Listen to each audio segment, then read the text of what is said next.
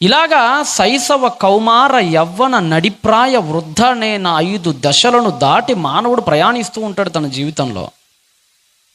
అయితే ప్రతి దశను కూడా దేవుడు ఎలా బ్రతకాలో, ప్రతి దశకు మనిషి బ్రతుకుతున్న ఈ 5 దశల్లో ఎలా మనిషి నడుచుకోవాలో ఒక్కొక్క దశకు అనేక మందిని దేవుడు మాదిరిగా బైబిల్ గ్రంథంలో లిఖింపజేస్తూ ముందుకెళ్ళాడు.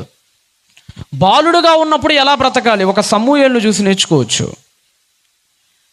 యవ్వనుడుగా ఉన్నప్పుడు ఎలా బ్రతకాలి ఒక ఇర్మియాను చూసి నేర్చుకోవచ్చు. ఒక నడిప్రాయుడిగా ఉన్నప్పుడు ఎలా బ్రతకాలి ఒక యోషియా మహారాజును చూసి నేర్చుకోవచ్చు. ప్రతి దశకు ఒక మాదిరి, ప్రతి బంధానికి ఒక మాదిరి. మనలో ఏ దశను వదలకుండా ప్రతి దశకు దేవుడు ఒక మాదిరిని పెట్టి వెళ్ళాడండి. దాన్ని వెంబడిస్తే అద్భుతంగా దశలను మనం గెలవచ్చు. కానీ దేవుడు పెట్టిన మాదిరిలను అవలంబించకుండా ఎవన్నో పనికి మాలిన వాడిని మాదిరిగా తీసుకోవటాన్ని బట్టే దశ నిర్వీర్యమైపోతుంది. మీకు అందరికీ తెలుసు, సోదరులు మొదటి ప్రసంగంలో చెప్పారు, ఎవర్రా నీ హీరో అంటే నిన్ను కనిపెంచి నీ మలమూత్రాలు గడిగి నీకు జ్వరం వస్తే మందు మాత్రలు వేసి నీ కోసం భగమండే ఎండలో చొక్కా కూడా లేకుండా వ్యవసాయం చేస్తున్న నీ తండ్రి రా హీరో అంటే. నీకు హీరోలు అంటే వాళ్ళ మేకప్ వేసుకొని సినిమాల్లోకి వస్తుంటారు, వాళ్ళ నీ హీరోలు. వాళ్ళు పెయిడ్ ఆర్టిస్టులు, వాళ్ళు డబ్బులు తీసుకొని చేస్తారు.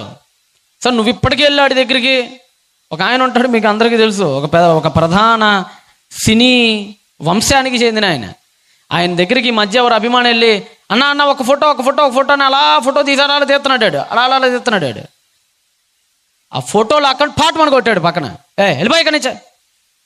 నీ హీరోని విర్రవీగుతున్నావు కదా, గొంతు కోసుకుంటున్నావు కదా, రక్తాలు వచ్చేటట్టుగా మరి బ్లేడ్లు పెట్టి కోసుకుంటున్నావు కదా, సినిమాల దగ్గరికి పోయి ఒకసారి నీ హీరో దగ్గరికి వెళ్ళు, పక్కనున్న బాడీ గార్డ్ బల్లిని గోడకేసి కొట్టినట్టు కొడతారు నిన్ను. అట్లా ఉంటుంది నీ హీరో దగ్గరగా నీ విలువ. నువ్వు అభిమానించి బొట్లు పెట్టి పాలాభిషేకాలు చేస్తున్నావే నీ హీరో దగ్గర నీ విలువేంటో తెలుసా? దగ్గర కూడా రానీడు అసహించుకొని పక్కకి నెట్టేస్తారు. మన హీరోలు కాదండి, మన హీరోలు ఎవరో తెలుసా? హీరోస్ ఆఫ్ ఫెయిత్ అని హెబ్రీ పత్రికలో కొన్ని 100 మంది హీరోలను ఇచ్చాడండి మహానుభావుడు. వాళ్ళు మన హీరోలు. ఒక హీరో గురించి చూద్దాం ఈరోజు. నిజంగా ఒక హీరో గురించి చూద్దాం ఈరోజు. హీరో అతన్ని చేసుకో, నువ్వు నీ జీవితం అంతా బాగుపడిపోద్దు పో. ఆయన దేవునికి అత్యంత సన్నిహితుడు. దేశం కాని దేశానికి వెళ్ళి మరణ వేదనలు అనుభవించిన మహాపురుషుడా, మహానుభావుడు. మనందరికీ తెలుసు, అబ్రహాము గారికి దేవుడు ఒక టైటిల్ ఇచ్చాడండి. ఏంటా టైటిల్? అబ్రహాం ఎవరట? దేవుని స్నేహితుడు. అబ్రహాము దేవుని స్నేహితుడైతే ఇంకొక హీరో ఉన్నాడు మన దగ్గర. ఆ హీరో స్నేహితుడు కాదు, ఏకంగా దేవుడు నా లవర్ అని పిలిచాడండి ఆ హీరోని. స్నేహితుడు గొప్ప, లవర్ గొప్ప చెప్పండి? ఎవరికి లిమిట్స్ ఉంటాయి చెప్పండి? స్నేహితుడికి కాస్త లిమిట్స్ ఉంటాయి, కానీ లవర్కి లిమిట్స్ ఎప్పుడు ఉండవు. అవునా? మీ స్నేహితుడు చాలా మంది ఉన్నారు, మీకు ఆడాళ్ళకి కానీ మగాళ్ళకి కానీ. మీ బీరువాలో ఎంత డబ్బు ఉందో మీ స్నేహితుడికి ఎప్పుడు ఏం చెప్పారా? పాటలు మాత్రం బాగుంటాయి. స్నేహమేరా జీవితం, స్నేహం 10,000 అడిగి ఎత్తాడేమో చూద్దాం. అరే స్నేహమేరా జీవితం, స్నేహమేరా శాశ్వతం అన్నావు కదరా మామా, ఓ 10,000 అర్జెంటుగా అప్పు వచ్చినాయిరా, ఓ 10,000 ఇరా అంటే నువ్వు ఎత్తావేమో చెప్పు. అర్రే ఇప్పుడే ఇచ్చారా, ఒక్క 5 నిమిషాల కింద అడిగినా ఇచ్చేద్దుండ్రా అంటావు అని దొంగ మాటలని ఎన్నిసార్లు అంటాను చెప్పండి మాట. అర్రే ఇప్పుడా, అరే ఒక్క పావు గంట ముందు అడుగుంటే బాగుండేదిరా, అబ్బాబ్బాబ్బా ఇప్పుడే అడిగి ఇచ్చేసా. వేరే వాడు అడిగితే పలానా వాడు, వీడు పావు గంట కింద అడిగినా మళ్ళీ ఇది ఇదే డైలాగ్ ఎత్తాడులేండి, అది వేరే విషయం. అంటే మన ప్రాణ స్నేహితులు గొప్ప గొప్ప పేర్లు పాటలకు బాగుంటాయి, వినటానికి బాగుంటాయి, కానీ ప్రాక్టికల్ లైఫ్లోకి వస్తే స్నేహితులు కూడా ఒక దశలో ఆగిపోతారు. గడప దగ్గర ఆగిపోతాడు స్నేహితుడు కూడా. బెడ్రూమ్ దాకా రాలేడు వివాహం అయిన తర్వాత. కానీ అన్ని లిమిట్స్ని క్రాస్ చేసి రాగలిగిన ఒక బంధం ఉందండి. అదే లవర్ అంటారు దాన్ని. లవర్ అంటే తప్పుడు పదం కాదండి. చాలామంది లవర్ అనగానే ఈనాటి ఉన్న ఈ కాలేజీ పిల్లల్ని చూసి, ఈ ప్రేమికులను చూసి లవరా ఏంటి చండాలంగా ఈ పదం అనుకుంటున్నారేమో. వీళ్ళను బట్టి పాడైపోయింది. కొన్ని మాటలు భ్రష్టు పట్టుకుపోయినాయి సమాజంలో ఉపయోగింపబడుతున్న విధానాలను బట్టి. కానీ లవర్ అంటే ఏం లేదండి. లవర్ అంటే అర్థం అంటే ప్రేమికుడు అని అర్థం. లవర్ అంటే అర్థం ఏంటమ్మా? లవర్ అంటే అర్థం ఏంటి? ప్రేయసి, ప్రేమికుడు. మీ భార్యకు భర్తలు లవర్స్, మీరు కూడా లవరే. మీ భర్తకు భార్యలు ఏమవుతారు? లవర్స్. లవర్ అంటే ఆప్తుడు, ప్రేమింపబడేవాడు, ప్రేమను నోచుకునేవాడు, ప్రేమను పొందుకొనుట పాత్రలో ఉన్నవాడు అని అర్థం. దేవుడు ఒక వ్యక్తిని యువర్ మై లవర్ అన్నాడంటే ఎంత గొప్పగా బ్రతికేశాడో మీరే ఆలోచించండి. దానియేలు గ్రంథము 10వ అధ్యాయము 11వ వచనానికి మనం అందరం ఒకసారి వద్దామా? దానియేలు గ్రంథము 10వ అధ్యాయము 11వ వచనాన్ని జాగ్రత్తగా చదవగలరు. దేవుడు చెప్తున్నాడండి. ఏమంటే దేవుడు ఎవడికి పడితే అడిగి పనికి మాలినోడికి దారిన పోయేవాడికి ప్రపోజ్ చేయడండి ఆయన. మనం అంటాం, మనం ఎట్టా అంటే వాళ్ళకి ప్రపోజ్ అంటే మన కంటికి నచ్చాలన్నమాట. కొంతమంది టేస్టులు ఉంటాయండి, ఇంటేనే వాంతో వస్తుంది కొంతమంది టేస్ట్. మా గుంటూరులో ఒక అమ్మాయి ఉంటుంది. ఆ అమ్మాయి అక్కడిని ప్రేమించింది. ఏం చూసి ప్రేమించామే అని అడిగాడు వాళ్ళ నాయన. వాడు గుట్కా అన్న వీళ్ళ స్టైల్ భలే ఉంటుంది డాడీ. అబ్బా ఈ మొహం మండ. ఏ స్టైల్ అట? ఆ ఉమ్మి మింగుతా స్టైల్గా ఇలా ఇలా వస్తుంటారు కదా, ఆ స్టైల్ రజనీకాంత్ లాగా ఉందట దానికి. మొన్న మధ్య ఎవరు ఒక ఐఏఎస్ అధికారి కూడా చెప్తుంది, వరంగల్లో ఒక సంఘటన. ఒకటికి పడిపోయిందట ఆవిడ. ఎలా పడిపోయిందంటేనే వాడు వారానికి ఒకసారి స్నానం చేస్తాడు, గబ్బు గబ్బుకుంటాడు కొంతమంది. ఆ వాసన మామూలుగా పీల్చుకోరండి కొంతమంది, అదో టైపు. సిగరెట్ తాగే స్టైళ్ళు, సగం జారిపోయిన ఫ్యాంట్లు వేసే స్టైళ్ళు కొంతమందికి నచ్చుతుంటాయి. ప్రతి పనికిమాలినోడికి ప్రపోజ్ చేసుకుంటూ పోతారు. రోడ్డు మీద అడుక్కు తినేవాడికి కూడా పడిపోతూ ఉంటారు చాలామంది ఆడవాళ్ళు, మగాళ్ళు. ఇక్కడ మగాళ్ళు కూడా అంతే కదా. తోలు కాస్త తెల్లగుంటే చాలు, ఇంకేం అవసరం లే వెనక ముందు, పర్లేదు కానీ ఇచ్చేసేయి. అంటే ఆడ కానీ మగ కానీ మనలో ఎవడికి పడితే ఆడికి 10th ఒకడు, ఇంటర్లో ఒకడు, డిగ్రీలో ఒకడు, ఎవడు నచ్చితే ఆడే లవర్ మనకి. దేవుడు అట్టంటోడు కాదు. దేవుడు లైఫ్లో లోకమును అంతటినీ ప్రేమించాడు. అయినప్పటికీ కూడా స్పెషల్లో దేవుడు కొంతమందికే ఇచ్చాడు. తన కోసం బ్రతికే వాళ్ళకి మాత్రమే ఇచ్చాడు. వారిలో ప్రధానుడు ఇప్పుడు మీరు చదువుతున్న వ్యక్తి. దానియేలు గ్రంథము 10వ అధ్యాయము 11వ వచనము. డానియేల్, నీవు నాకు బహుప్రియుడవురా. గ్రేట్లీ బిలావ్డ్ అని ఉంటుంది ఇంగ్లీష్లో. అయితే నేటివ్ లాంగ్వేజ్లో మాట్లాడుకోవాలంటే యువర్ మై లవరా, కిస్ ఇచ్చేస్తున్నాడండి దేవుడు. దానియేలు, నీవు నాకు బహుప్రియుడు, ప్రియుడు ప్రియుడు ప్రియుడవురా నువ్వు నాకు. ఏంటి ప్రభువా, దానియేలు లాంటి వాణ్ణి నువ్వు ప్రియుడు అంటున్నావా? అంతేమి నచ్చిందయ్యా డానియేల్లో నీకు, అంతేమి నచ్చింది అంటే ఒక్కసారి కూడా ఆగలేదండి. మరలా రెండోసారి ప్రపోజ్ చేస్తుంటాడు దేవుడు. కింద 18వ వచనంలో, 18 చదవండమ్మా. అతడు మరలా నన్ను ముట్టి బలపరిచి నీవు అదేంటి 10లో ఆల్రెడీ చెప్పావు కదా, 11వ వచనంలో ఇందాకే కదయ్యా I love you so much అని చెప్పావు. మరలా రెండోసారి కూడా చెప్పాలంటే దేవుడు ఉండలేకపోతున్నాడు చెప్పకుండా. మరి అంత నచ్చేశాడు. మళ్ళా చెప్తున్నాడు చూడండి. ఆయన నన్ను బలపరిచి నీవు బహుప్రియుడవు. ఒకే అధ్యాయంలో 7 వచనాల సంధిలోనే 2 సార్లు దేవుడు ఐ లవ్ యు దానియేలు అంటున్నాడంటే ఎంత ఇష్టపడ్డాడు దేవుడు దానియేలుని. ఎందుకు అంత ఇష్టపడ్డాడు? మనలో లేనిదేంటి, ఆయనలో ఉన్నదేంటి? సంఘాలను గురించి దేవుడు క్రీస్తు అన్నమాట తెలుసా, నా నోట నుండి నిన్ను ఉమ్మివేయను ఉద్దేశించాను అన్నాడండి ప్రకటనలో. మన కిస్సులు పడవు, మనకు ఉమ్ములు పడుతుంటాయి దేవుడి దగ్గర నుంచి. అట్టుంటుంది మన బతుకు. ఎట్టంటే ఒకప్పుడు రోమన్ సైనికులు అందరూ ఉమ్మేస్తుంటే యేసుప్రభు అలా తుడిచేసుకున్నాడని మహానుభావుడు. అంత సహనవంతుడు ఆయన. రోమన్ సైనికులు గాండ్రించి వస్తుంటే సిలువేసేటప్పుడు ఆ మహానుభావుణ్ణి తుడిచేసుకున్నాడు. తిరిగి ఉయ్యలా, వాళ్ళ మీద ఉయ్యాలనిపించలా, క్షమించాలనిపించింది వాళ్ళని. My lord my father forgive them, వాళ్ళకి క్షమించేయ అన్నాడు. కానీ ప్రకటనకు వచ్చినప్పటికీ సంఘం గురించి ఏమన్నాడు తెలుసా? నా నోట నుండి ఉమ్మి వేయను ఉద్దేశించి ఉన్నాను అన్నాడండి ఆయన. అంటే ఎంత అసహ్యంగా మన బ్రతుకులు ఉన్నాయో ఆలోచించండి. ఆ మాట అనింది ఆయన అన్యులతో కాదు, గమనించండి. ఆ మాట అనింది ఎవరితో? ఆయన సంఘముతో అన్నాడు. ఆయన మాట సంఘముతో అన్నాడు. రక్తం పెట్టిన సంఘంతో అంటున్నాడు ఆయన మాట. అంత అసహ్యంగా బ్రతుకుతుంది నేటి సంఘం.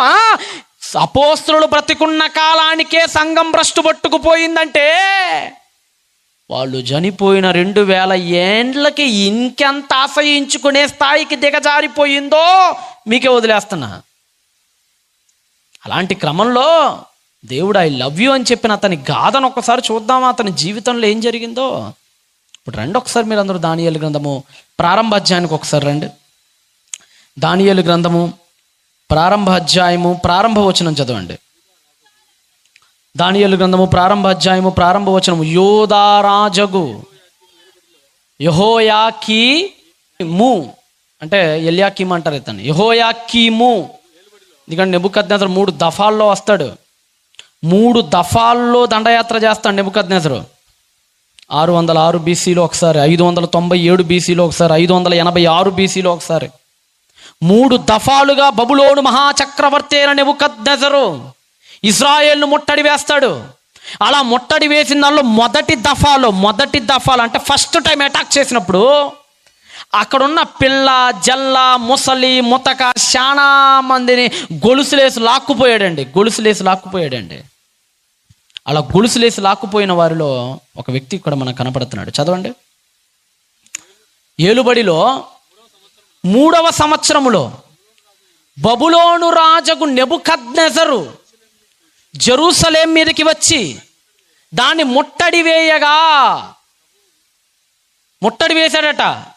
కళ్ళు పొడి చేసేవాడండి. గోర్లతోనే కళ్ళు పొడిచి లాక్కుపోయేవాడు. అంత క్రూరుడు నెబూజరదాను నాయకత్వంలో ఉన్న నెబుకద్నెజరు మహారాజు. దేశం వినబడి రాజ్యం వినపడి కంటి కనిపించిన ప్రతి వాడిని లాక్కుపోయేవాళ్ళు. అదిగోండి అలాగా గుర్రాలు ఎక్కించి, ఎడ్ల బండ్లు ఎక్కించి, నడిపించుకుంటా, గాడిదలు ఎక్కించి పశువులను తీసుకెళ్లిపోయేవాళ్ళు. అలాగా దీన్నే చెర అంటారు బైబిల్ గ్రంథంలో. చెర అంటే ఇలానే ఉంటుంది. చెర ఇలా లాక్కుపోయేవాళ్ళు ఆ రోజుల్లో. అలాంటి చెరలో ఒక 16 ఏండ్ల బాలుడు కూడా ఆ చెరలో ఉన్నాడండి. 16 ఏండ్ల బాలుడు లాక్కెళ్ళిపోయాడు చాలా మందిని.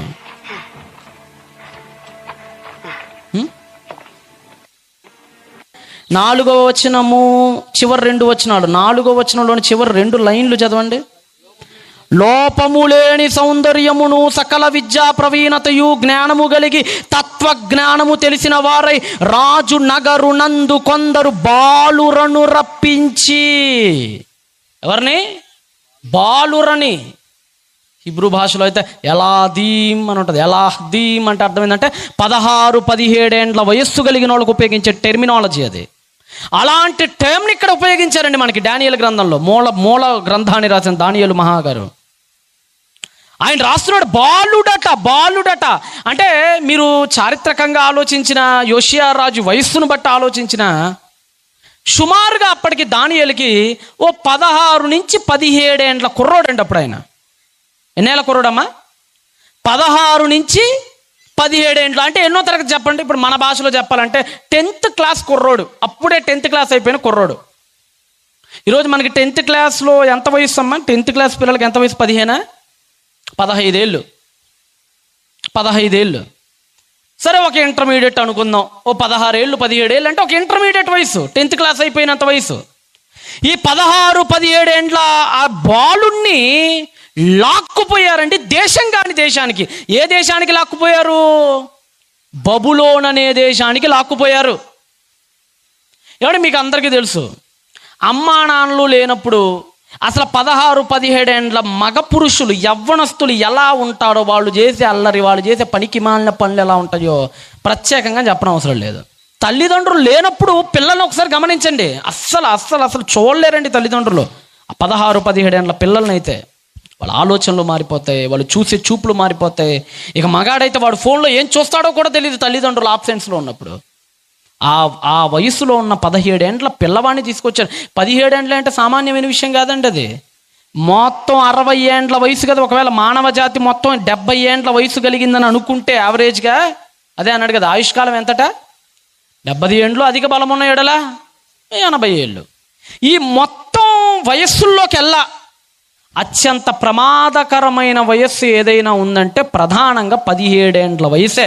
టీనేజ్ అంటారు కదా దీన్ని. ముఖ్యంగా ఈ టీనేజ్ వయసు చాలా ప్రమాదం, చాలా ప్రధానమైంది కూడా. మీకు అందరికీ నిర్భయ తెలిసి ఉంటుంది. నిర్భయ తెలుసమ్మా? అప్పుడు చంపేశారు కదా. ఢిల్లీ కాంగ్రెస్ ప్రభుత్వం జరుగుతున్నప్పుడు, బీజేపీ గవర్నమెంట్ రాకముందు పెద్ద వైరల్ అయిపోయింది కానీ ఢిల్లీలో కూర్చొని పాపం రాత్రిపూట బస్సులో ప్రయాణిస్తుంది ఆ అమ్మాయి. ఒక 6 పాశవిక మృగాలు బస్సులోనే ఆ అమ్మాయి మీద పడి చెరిచి అంతటితో వదలకుండా, ఇంక నేను చెప్పకూడదు, మీరు వినకూడదు అయితే కొన్ని మాటలు, అంత కఠినంగా అత్యంత పాశవికంగా ప్రవర్తించారు. మృగాలు కూడా సిగ్గుపడి తలదించుకునేలాగా ప్రవర్తించారు. అంటే అంత క్రూరత్వం సింహంలో కూడా చూడం మనం. అంత క్రూరత్వం పెద్ద పులిలో కూడా కనపడదు మనకి వేటాడేటప్పుడు. అంతటి నీచంగా వేటాడారు పాపం అమ్మాయిని.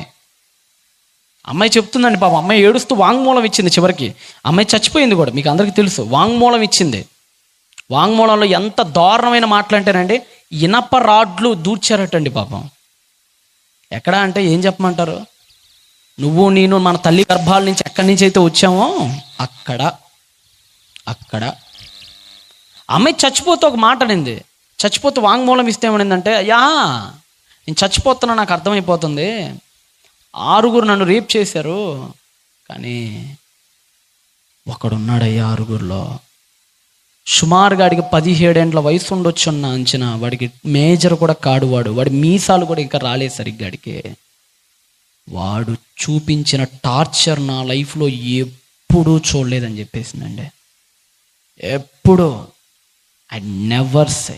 6లో బాల నేరస్తుడే అత్యంత పాశవికంగా ప్రవర్తించాడని నిర్భయ తన వాంగ్మూలంలో పేర్కొంది.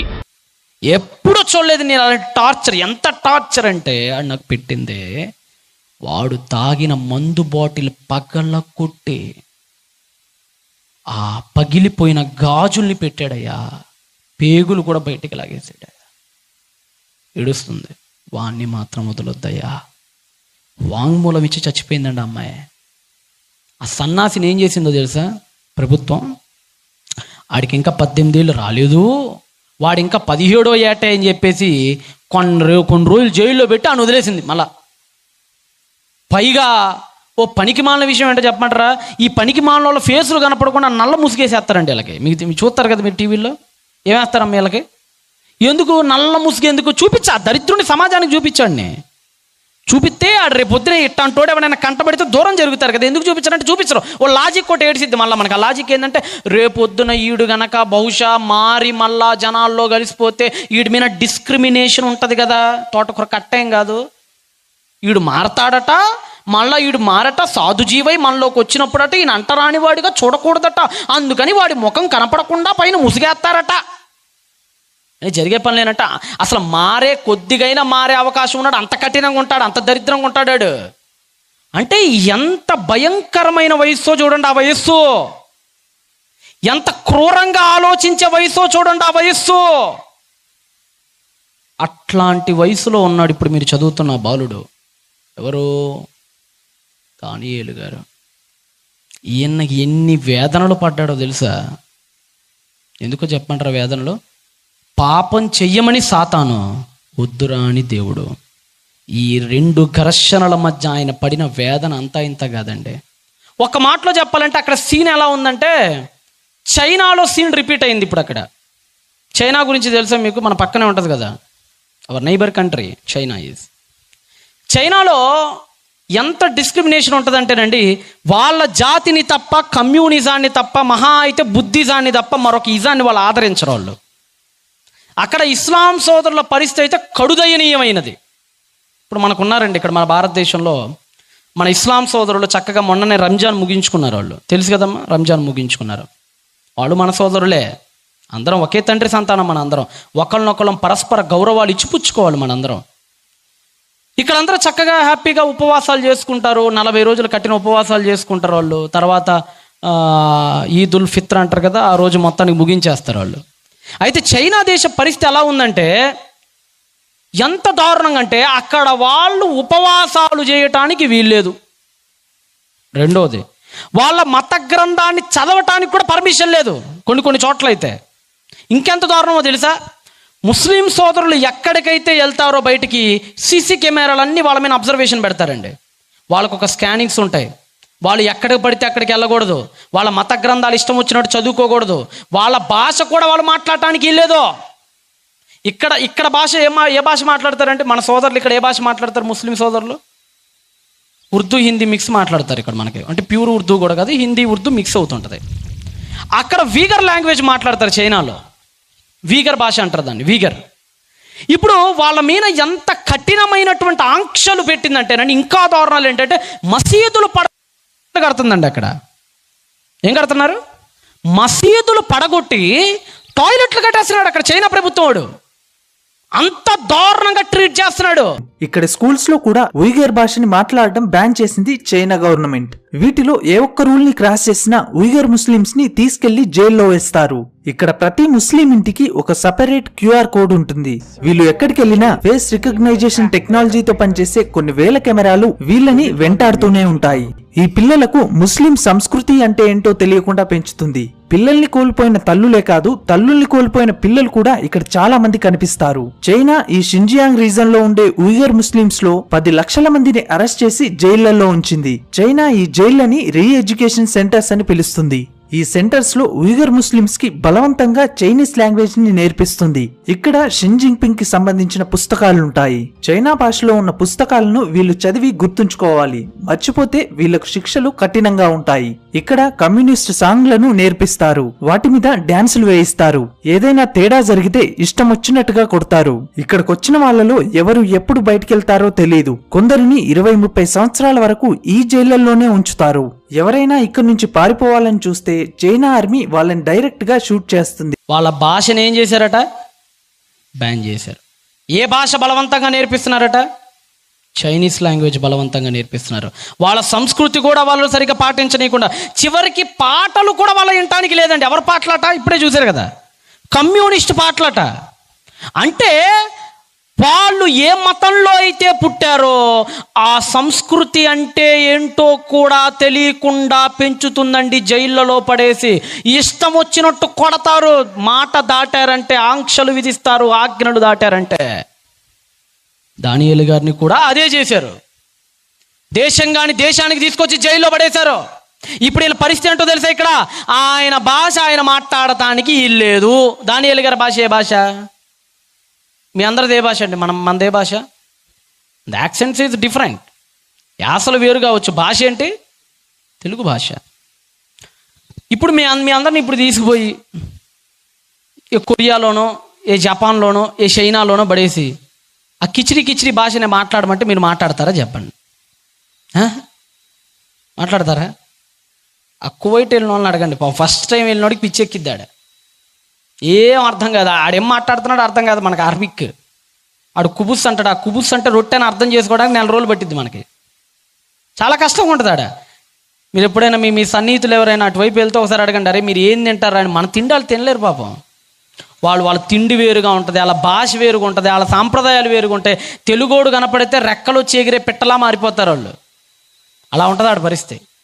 ఇప్పుడు దానియేలు గారి పరిస్థితి ఏంటంటే ఆయన భాష హెబ్రీ భాష మాట్లాడేవాడు, హెబ్రీయుడు ఆయన. ఇప్పుడు ఈ హెబ్రీయుని మీద ఆంక్షలు ఏంటంటే, చదవండి ఇప్పుడు ఆయన మీద ఆంక్షలు ఏంటో కల్దీయుల విద్యను భాషను వారికి నేర్పో. కమ్ హియర్, చెప్పండి మై డియర్ లార్డ్, ఏం చేయమంటారు నన్ను? ఆ కుర్రోళ్ళని తీసుకొచ్చాం కదా, ఆ 16-17 ఏళ్ళ కుర్రోళ్ళు, వాళ్ళు లాక్కొచ్చండి, వాళ్ళు లాక్కరండి. రాయ్, మీ భాష మీరు మాట్లాడటానికి లేదు ఇక నుంచి. ఏ భాష మీది? హెబ్రీ భాష అండి. హెబ్రీ భాష బ్యాన్. మాట్లాడటానికి వెళ్ళేదో. ఇక్కడి నుంచి మా భాష మాట్లాడాలి, కల్దీయుల భాష మాట్లాడాలి. ఏ భాష మాది? అరాం భాష మాట్లాడాలి మీకు నుంచి మీరు. సంస్కృతి విద్య కూడా హెబ్రీ విద్య నేర్చుకోవటానికి వీల్లేదు. ఇక ఏ విద్య నేర్చుకోవాలి? కల్దీయుల విద్య. అందుకని మీరు చూడండి, దానియేలు గ్రంథంలో సగానికి సగం అరమాయిక్లోనే రాశాడు. దానియేలు హెబ్రీలో ఉండదు మీకు. మీరు బైబిల్స్ ఫస్ట్ ఓపెన్ చేస్తే మీకు ఉంటుంది ఇది ఆదిమ హెబ్రీ గ్రీక్ అని ఉంటుంది. ఇంకా ఇంకొకటి యాడ్ చేయాల్సి ఉంది అక్కడ, బిఎస్ఐ యాడ్ చేయలే. ప్రాచీన హెబ్రీ మరియు అరామిక్ భాషల్లో రాయబడింది పాత నిబంధన. దానియేలు గ్రంథం 8 కానీ 9 కానీ 7 కానీ ఈ అధ్యాయాలన్నీ అరమాయిక్లోనే ఉంటాయి, హెబ్రీలో ఉండవయ్యి. పక్క అరమాయిక్ భాష నేర్పించేస్తున్నారు, అరమాయిక్ విద్య నేర్పించేస్తున్నారు. ఇంకా ఇంకా ఇంకా ఇంకా చదవండి, ఇంకా చదవండి, ఇంకా చదవండి. మరియు రాజు తాను భుజించు ఆహారములో నుండి, తాను పానము చేయు ద్రాక్షారసములో నుండి అనుదిన భాగము వారికి నియమించి 3 ఏళ్ళు పెట్టండి రాయాలని జైలులో. 3 ఏళ్ళు పెట్టండి. వాడు ఇందాక చూశాడు కదా, రీ ఎడ్యుకేషన్ క్యాంప్ అని పిలుస్తాడు, జైలు అని పిలవడాడు. అలానే ఈడు కూడా అంతే, జైలే, పేరు మాత్రం వేరేది పెడతారు వీళ్ళు. 3 ఏళ్ల పాటు బంధించి లోపల వీళ్ళ తిండి కూడా వీళ్ళు ఇష్టమైన తిండి తినడానికి వెళ్ళేది. వీళ్ళు ఏ తిండి వీళ్ళకి ఇష్టమైన తిండి? హెబ్రీలు ఏ పడితే తినకూడదండి. హెబ్రీల ఫుడ్, యూదులు ఫుడ్ మనలాగా ఏది పడితే తినకూడదు. వాళ్ళకు ఒక లిస్ట్ ఉంటుంది లేవీకాండంలో, తెలుసుగా మీకు. పందెం తినకూడదు, ఒంటెని తినకూడదు, గబ్బిలం తినకూడదు, కుక్కుడు గువ్వ తినకూడదు, కొంగలు తినకూడదు, బల్లులు తినకూడదు, రెప్టైల్స్ తినకూడదు. వాళ్ళకు కొన్ని ఆంక్షలు ఉంటాయి. ఏమేం తినాలి? మిడతలు తినొచ్చు, తర్వాత గోవు తినొచ్చు, గొర్రె తినొచ్చు, పులుసులు కలిగినవి, పులుసులు లేనివి, డెక్కలు కలిగినవి, డెక్కలు లేనివి. వాళ్ళకు పెద్ద లిస్ట్ ఇస్తాడు లెవిటికస్ చాప్టర్ నెంబర్ 11లో మోషే గారు. దీన్నే కొషర్ ఫుడ్ అంటారు దీన్ని.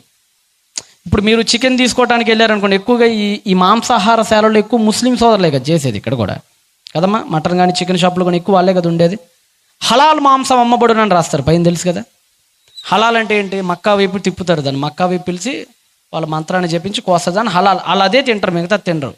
యాజ్ లైక్ యూదులు కూడా కొషర్ తింటారు. కొషర్ అంటే లేవీకాండంలో మోషే చెప్పినట్లుగా మాంసాన్ని తయారు చేసే ఒక విధానం ఉంటుంది, అదే తినాలి వాళ్ళు. రెండో తినకూడదు వాళ్ళకి అది హేయం. హరామ్ అంటారు కదా, దానికి అది హేయం వాళ్ళకి అది.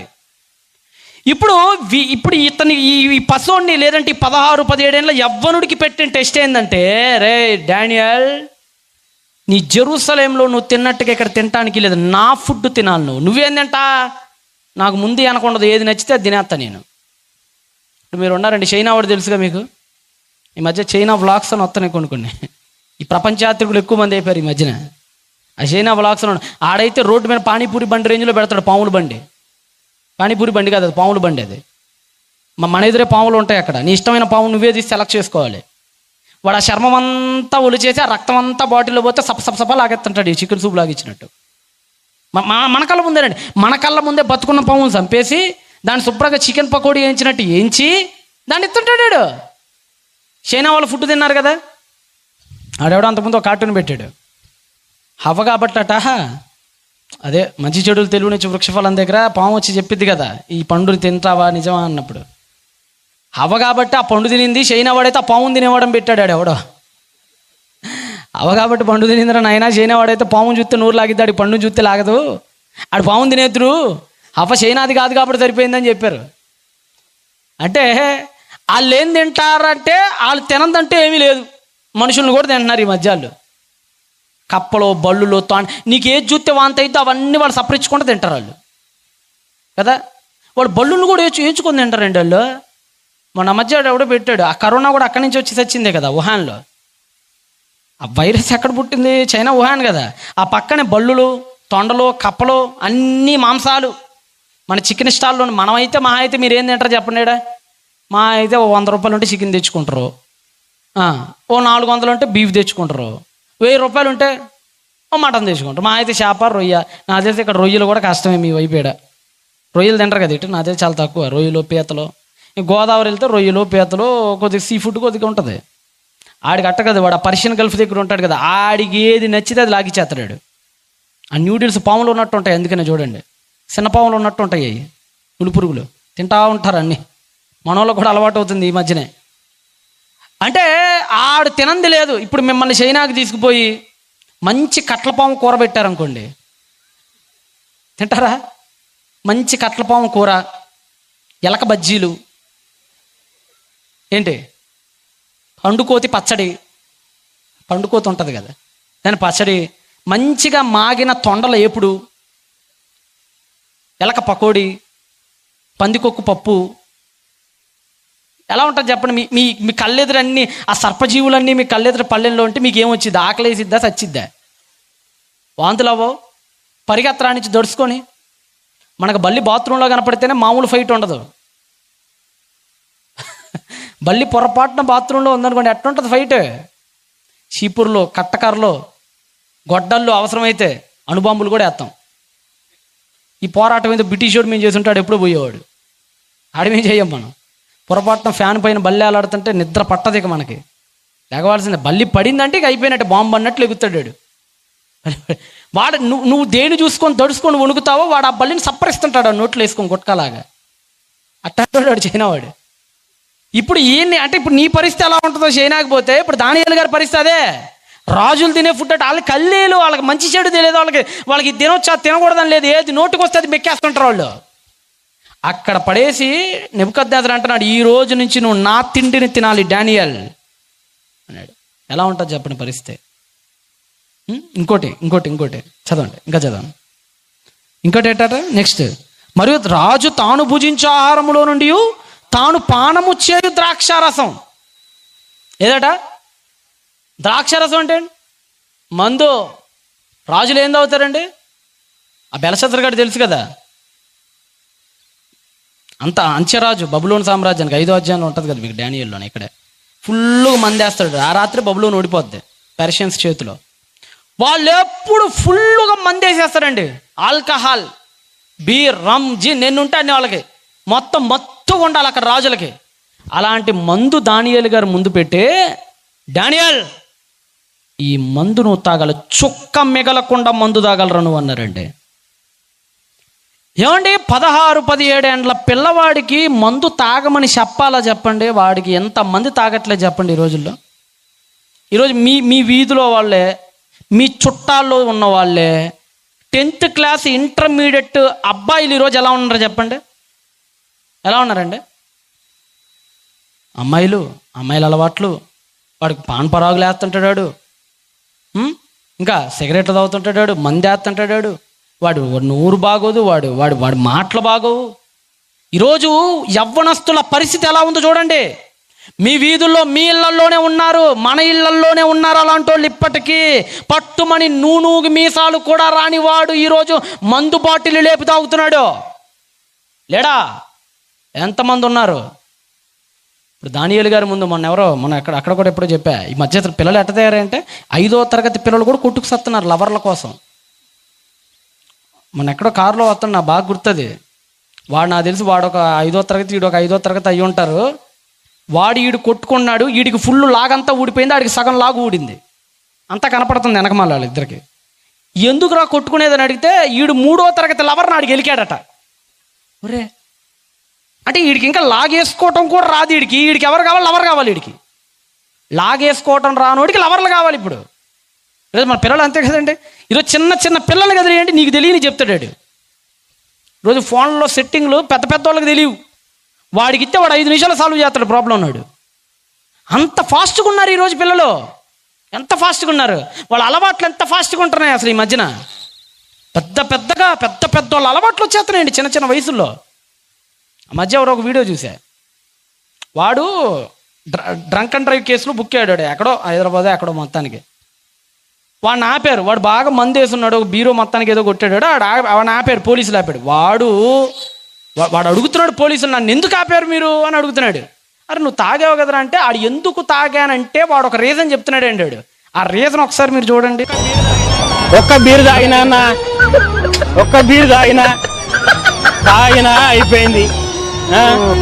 ఇగో తాగావు, ఎందుకు తాగావు? ఎందుకు? వచ్చి వారం రోజులు అవుతుంది. పోతుందని బాధతోటి ఈరోజు మా మాస్టర్లు, అరే ఎందుకు రా బాయ్ ఈరోజు తాగు అని అన్నారు కాబట్టి నేను తాగిన, లేకపోతే నేను అది కూడా తాగపోవు. పోతుందని బాధతోటి ఈరోజు మా మాస్టర్లు. టైఫాయిడ్ పోతే బాధ ఏందిరా? వాస్తవం న్యూ ఇయర్ అంటారులేండి, న్యూ ఇయర్ పోతుందనే బాధలో, టైఫాయిడ్ పోతుందనే బాధలో తాగాడట. వాళ్ళ మాస్టర్ మరి ఆడేం దిక్కుమాలిన మాస్టరో మరి నాకు తెలియదు.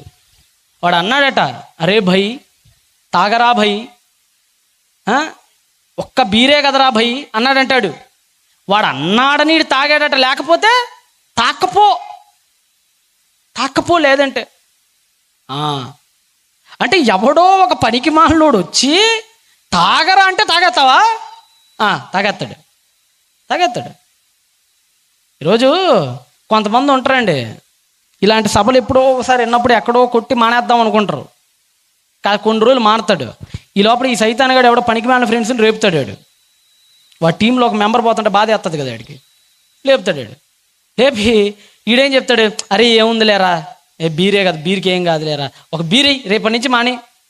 ఈ న్యూ ఇయర్ అప్పుడు చూడండి కొంతమంది రేపటి నుంచి మానేస్తానంటాడు, తాగుపోతాడు. ఈరోజు ఫుల్గా వేసి పనుకుంటాడు, తెల్లారు లేసేటప్పటికి ఏముండదు, ఆచరణ ఉండదు, అంతా అన్నబద్దాలే. అంటే ఎవడో ఒక మాస్టర్ వచ్చి ఈ రోజుకి నువ్వు తాగరా అనంగానే తాగేసే టెంప్ట్ అయిపోయి.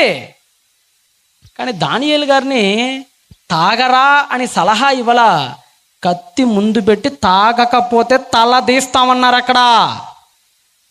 డానియల్ నెబుకద్నెజరు ఎట్లా ఉంటుందో తెలుసుగా సీను. ఇప్పుడు చరిత్ర చదవండి, వాడు చెప్పుల కోసం భార్యని అమ్మేసినాడు. వాడు చాలా డేంజరాడు, నెబుకద్నెజరు చాలా డేంజరాడు. మీరు ఇందాక కూడా చూశారు, 2 గుడ్లు పీకి లాక్కుపోయాడు. ఎవరిని? సిద్కియాని. మాట వినలేదని, మాట వినకుండా తిరుగుబాటు చేశాడని కాల్చే కడ్డీలు కళ్ళల్లో దూర్చి 2 గుడ్లను బయటికి లాగి గుడ్డోని చేసి లాక్కుపోయాడు. 2000 కిలోమీటర్లు అంత కసాయుడు నెబుకద్నెజరు అంటే. ఏమనుకున్నారు? సొంత కొడుకునే జైల్లో పెట్టేశాడు నెబుకద్నెజరు గాడు, రాజ్యానికి అడ్డొస్తున్నాడని ఎవెల్ మెరదుకుని. దానియేలు గనక నాకు వద్దండి, మందు నేను తాగనండి, నేను యూదున్నండి అని గనక అన్నాడంటే తల్లకాయ కోసేస్తాడండి కత్తి తీసుకొని. అలాంటి పరిస్థితి. చావవుతావా తాగుతావా? అలాంటి పరిస్థితిలో ఉన్నప్పుడు దానియేలు ఏం చేశాడో ఒకసారి మీరు చదవండి. ఇంకా కింద 8వ వచనం చదవండి. 8 రాజు భుజించు భోజనమును పానము చేయు ద్రాక్షారసమును పుచ్చుకొని తను అపవిత్రపరుచుకొనకూడదని దానియేలు ఉద్దేశించి, అయ్యో ఈ మందు నా దేవుడికి ఇష్టం లేదండి, నేను తాగనండి, చంపేస్తే చంపేయండి, చచ్చిపోతాను, పాతెట్టేయండి, చచ్చిపోతాను, నాకు ఇష్టమేనండి, నా దేవుడికి ఆయాసకరమైన పనులు, నా దేవుడికి నచ్చని పనులు నేను చేసి నన్ను నేను అపవిత్రత పరుచుకొనలేనండి, ఐఎమ్ వెరీ సారీ, నా వల్ల కాదు అని అపవిత్రపరుచుకొనకూడదని ఉద్దేశించి తన అపవిత్రు కాకుండాన్నట్లు వాటిని పుచ్చుకొనకుండా సెలవిమ్మని నపుంసకుల అధిపతిని వేడుకున్నాడట. నపుంసకులు అంటే ఎవరండి? ఆడమగ గానోళ్ళు. వాళ్ళ అసలు మనం పట్టించుకుంటాం వాళ్ళని. అలాంటి వాళ్ళని వేడుకున్నాడటండి. అంటే ఏమయ్యా దానియేలు 17 ఏండ్ల వయసులో మందు తాగమంటే చంపేస్తానంటే నాకొద్దు, నన్ను చంపనైనా చంపండి, నేను తాగను అని అంటావా? బా ఏంటయ్యా నీ భక్తి? ఈరోజు మా దగ్గర ఉన్నారయ్యా 17-16 ఏళ్ళు లేదో వాడు మందు మానే మన అమ్మా బాబులు కాళ్ళు పట్టుకోవాలాడి, అయినా వాడు మారడు. ఈరోజు అరే ఆ అలవాట్లు మానేరని అమ్మా నాన్న కాళ్ళు పట్టుకోవాలండి, మన పిల్లల కాళ్ళు మాన్పించటానికి అయినా మాట్లాడు. కానీ తాగమని చెప్పటంటే వద్దని చెప్పడానికి ఆయన తిరిగి కాళ్ళు పట్టుకుంటున్నాడు. ఎలాగుందో చూడండి ఈరోజు పరిస్థితుల్లో. దానియేలు గారి జీవితం ఎలాగుందో చూడండి. ఇందాకే మీకు చెప్పాను, భాషను మార్చాలని చూశారు, విద్యను మార్చాలని చూశారు, ఇక్కడ ఆహారాన్ని మార్చాలని చూశారు, పానీయాన్ని కూడా మార్చాలని చూశారు, ఇంకొకటి కూడా మార్చాలని చూశారండి. అదే పైన ఉంటుంది చూడండి. యూదులలో నుండి దానియేలు, హనన్యా, మిషాయేలు, అజర్యాను వారు వీరిలో నుండి నపుంసకుల అధిపతి దానియేలుకి ఏం పేరు పెట్టారట? బెల్తషాజర్. పేరు కూడా మార్చేశారండి. అంటే చివరికి పేరు కూడా పెట్టుకోకూడదయ్యా, మేము పెట్టుకోకూడదురా. మీ పేరు కూడా మీకు ఉంచుకోవటానికి వీల్లేదు. మీ పేరేంటో కూడా మేమే చెప్తాం, మీ అన్నం ఏదో మేమే చెప్తాం, నువ్వు తినాల్సిన కూర ఏంటో మేమే చెప్తాం, నువ్వు మాట్లాడాల్సిన భాష ఏంటో మేమే చెప్తాం, నువ్వు నేర్చుకోవాల్సిన విద్య ఏంటో మేమే చెప్తాం, చివరికి నీ పేరు కూడా మేమే చెప్తాం. నువ్వు మా దాసుడు అన్నారండి ఆయన దగ్గరికి వచ్చి. ఏ పేరట? బెల్తెషాజర్. అసలు ఆయన పేరేంటి? దానియేల్ అంటే అర్థం ఏంటి? ధన్ అనగా హిబ్రూలో ధన్ అనగా న్యాయం, జస్టిస్, న్యాయం. దానియేల్ అంటే దేవుడే నా న్యాయాధిపతి అని అర్థం ఆ పేరుకి. ఇప్పుడు ఆ పేరు తొలగించి ఏ పేరు పెట్టేస్తున్నారు?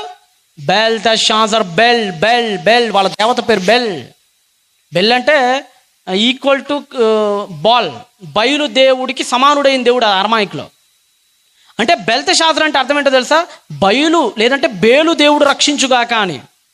అంటే చివరికి దేవుడి పేరును కూడా తీసేసి వాళ్ళ దేవుడి పేరు పెట్టేశారండి. కానీ పేరు మార్చుకున్నాడు ఈయన. ఇప్పుడు మీరు చదువుతున్న గ్రంథం బెల్తెషాజర్ గ్రంథమా దానియేలు గ్రంథమా మీరు చదువుతుంది? అంటే లొంగలేదా? అబ్బే. తాగలేదా? ఆహా. తినలేదా వాళ్ళు చెప్పింది? ఆహా. భాష? ఆహా. ఎక్కడ లొంగట్లేదా? 17 ఏండ్ల యవ్వనస్తుడు దేశం కాని దేశానికి పోయి ఎక్కడ లొంగే ప్రసక్తే లేదు పాపం దగ్గర. ఐ లవ్ మై గాడ్, నా దేవుడు అంటే నాకు ఇష్టం. దానియేలు ఎక్కడ పాపంలో పడకుండా నిలబడ్డాడు కాబట్టే దేవుడు బుద్ధినిచ్చాడు. ఎవరి? 1వ అధ్యాయం 17 చదవండి. ఈ నలుగురు బాలుర సంగతి ఏదనగా దేవుడు వారికి సకల శాస్త్ర ప్రవీణతయు, they are mighty in words and deeds, వారికి సకల శాస్త్ర ప్రవీణతయు, వివేచనయు, జ్ఞానము అనుగ్రహించాడట. ఎన్నో వచనంలో వచ్చి ఇచ్చాడట జ్ఞానం, వివేచన, సకల శాస్త్ర ప్రవీణత. ఎన్నో వచనంలో ఇచ్చాడు? 17వ వచనంలో ఇచ్చాడు. ఎందుకు 17లో ఇచ్చారు? 16లో ఇవ్వచ్చుగా, 15లో ఇవ్వచ్చుగా. అంటే ఇవ్వలా. ముందు పరీక్షించాడు. రే నా బిడ్డ నా కోసం ఎంతవరకు నిలబడుతున్నాడు.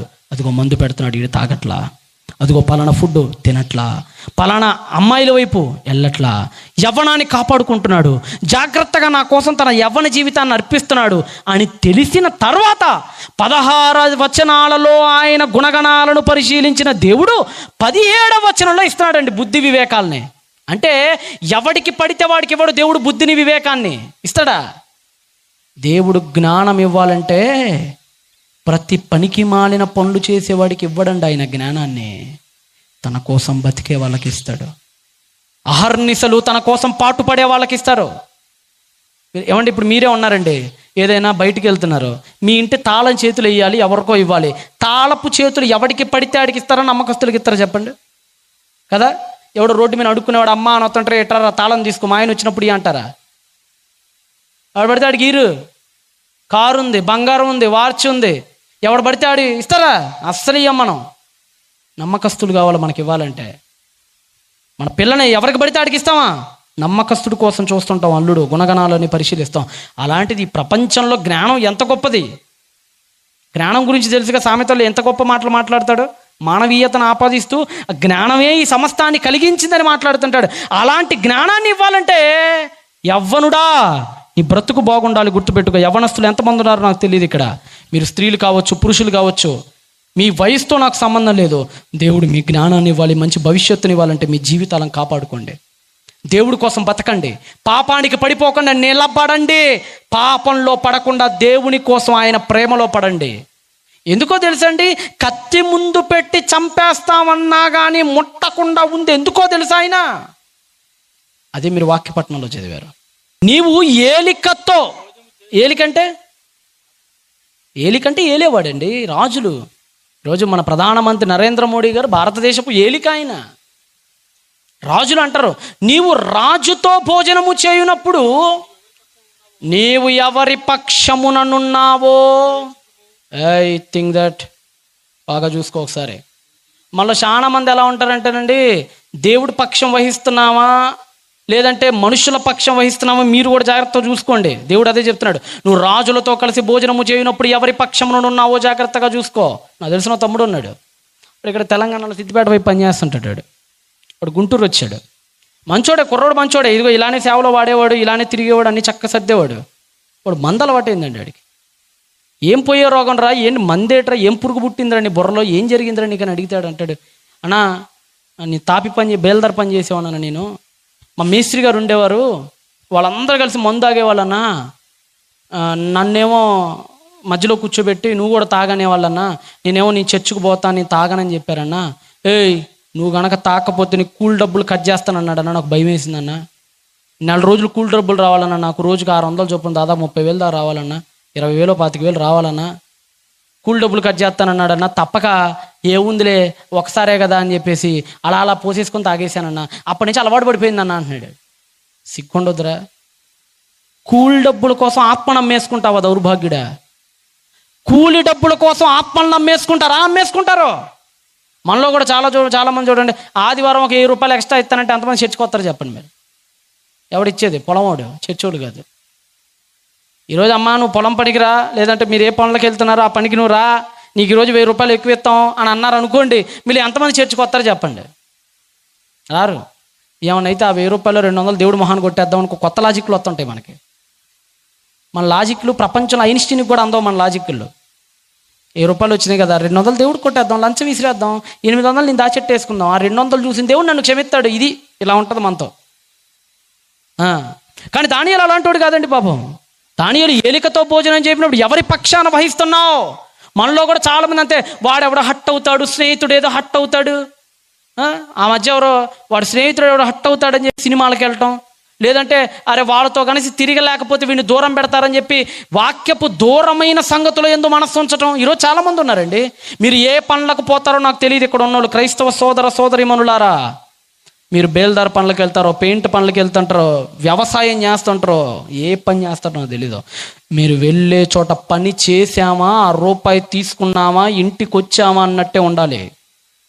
వాళ్ళ మాటల్లో నువ్వు మాట కలపటం, వాడు బూతులు మాట్లాడితే నువ్వు కూడా ఒక బూతు మాట్లాడటం, వాడు ఎకిలిగా మాట్లాడితే ఆ ఎకిల్లో నువ్వు కూడా ఎకిలిగా నవ్వటం.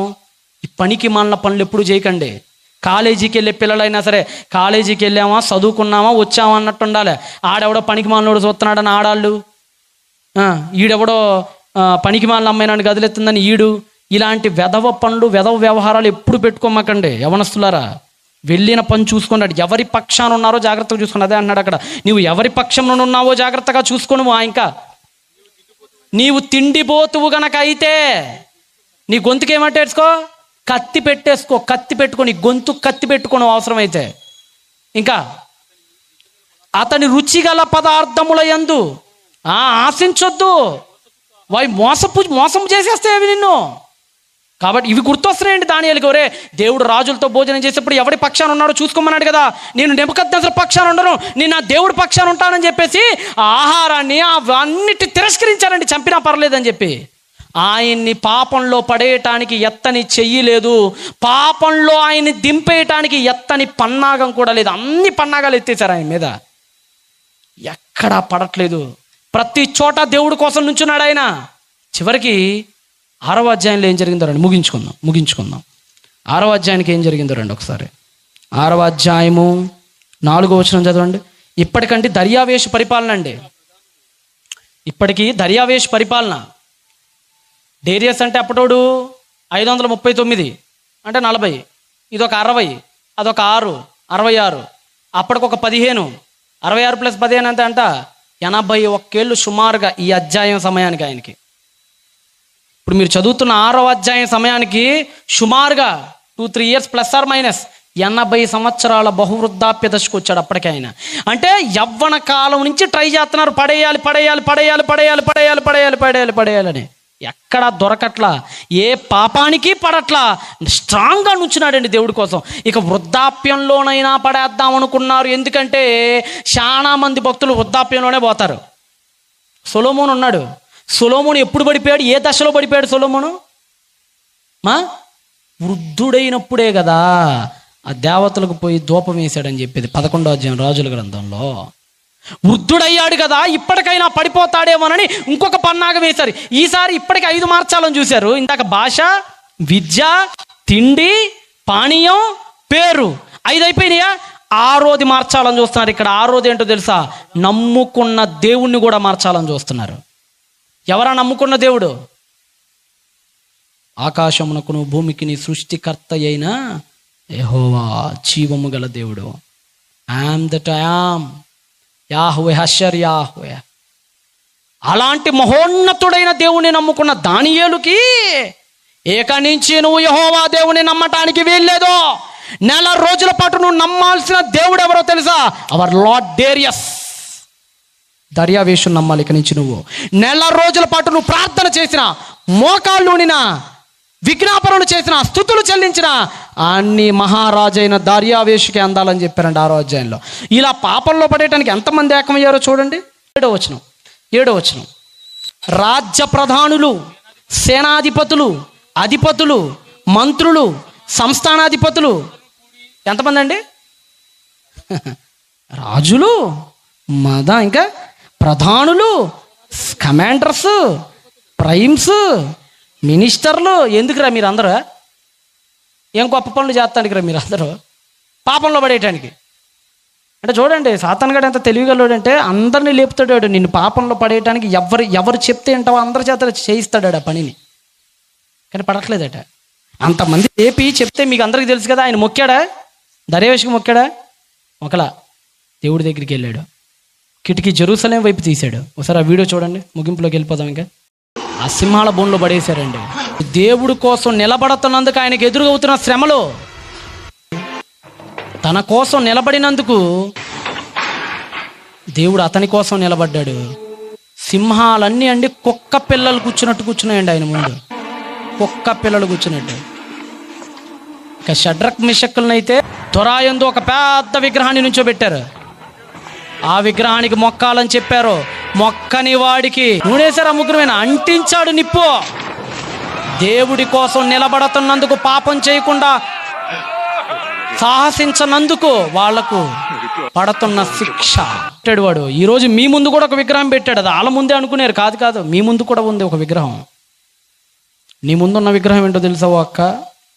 నీ సీరియలే నీ ముందున్న విగ్రహం. పడుతున్నావా, నుంచున్నావా? పులోమని పడిపోతావు. 7ంటికి అయితే 6:50కే పడతావు నువ్వు. 7ంటికి వచ్చింది అనుకో విగ్రహం. 7ంటి దాకా ఎందుకు? 6:50కే రెడీగా ఉంటుంది రిమోట్ పట్టుకొని టీవీ ముందు. సిగ్గుండాలి కాస్తైనా మనకి. మళ్ళీ బైబిల్ మా సంకలో పెట్టుకొని వస్తారు ఏం జరిగిన భక్తుల్లాగా. మగాడి ముందు పెట్టిన విగ్రహం ఏంటో తెలుసా? ఆడి ముందు కూడా విగ్రహం ఉంది. అదే ఒక అమ్మాయి, ఒక అందమైన అమ్మాయిని పెట్టాడు. ఇంకొకడికి ఒక పెద్ద మందు బాటిల్ పెట్టాడు. అదే వాడి విగ్రహం. అంత ఎత్తు ఉండిద్ది అది. ఆ సుత్తే వాడికి 4 లాగేస్తుంటుంది. ఒకడికి పెద్ద సిగరెట్ ప్యాకెట్ పెట్టాడు విగ్రహం. ఒకడికైతే ఇంత కట్ట గుట్కాలు పెట్టాడు. ఒక్కొక్కళ్ళకి ఒక్కొక్క విగ్రహం పెట్టేశాడు వాడు. మీరందరూ పొర్లు దండాలు పెడుతున్నారు దానికి. పొర్లు దండాలే, మామూలు దండాలు కూడా కాదు, పొర్లు దండాలు. ఎవరైతే షడ్రక్ మేషక్ అబద్నిద్గోలాగా వాటికి పడకుండా నిలబడ్డారో దేవుడు మీకు తోడుగా ఉంటాడు. పడిపోయారనుకోండి, అందరిలో మీరు కూడా కలిసిపోతారు. ఆలోచించుకోండి. ఎక్కడా పడకుండా 16, 17వ ఏట నుంచి చచ్చిపోయేంత వరకు నిలబడ్డ దానియేలు మనకెవరు? హీరో. ఆ హీరోని మాదిరిగా పెట్టుకోండి, మీ జీవితాలు బ్లెస్ అవుతాయి. Close your eyes and let's to pray.